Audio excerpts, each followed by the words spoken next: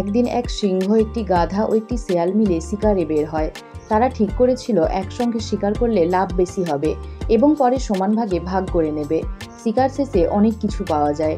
এবার সবাই মিলে ঠিক করে সিংহকে বলবে ভাগ করে দিতে, কিন্তু সিংহ বলে না না, তোমরাই ভাগ করো। সে গাধাকে দায়িত্ব দিল ভাগ করার। গাধা নিষ্ঠার সঙ্গে সব শিকারকে 3টি সমান ভাগে ভাগ করলো।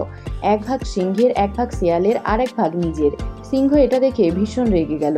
সে সবসময় সবচেয়ে বড় ভাগ নিয়েই অভ্যস্ত। রাগে সে গাধার উপর ঝাঁপিয়ে পড়ে, এক থাবায় তাকে মেরে ফেলে এবং ছিন্ন ভিন্ন করে ফেলে। এরপর সিংহ শিয়ালকে ডেকে বলে, তুমি এবার ভাগ করো। শিয়াল খুব বুদ্ধিমান। সে গাধার দশা দেখে বুঝে নিয়েছে সিংহ ঠিক কী চায়। তাই সে পুরো শিকারের প্রায় সবটাই সিংহের জন্য রাখলো আর নিজের জন্য সামান্য কিছু নিল।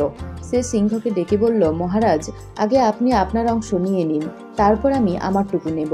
সিংহ এটা দেখে খুব খুশি হলো। সে জিজ্ঞেস করলো, তুমি এত বুদ্ধি কোথা থেকে পেলে? শেয়াল মুচকি হেসে বলল, মহারাজ, গাধার হাল দেখে আমি সব বুঝে গেছি। তার দশা থেকেই শিখেছি কিভাবে ন্যায্য ভাগ করতে হয়।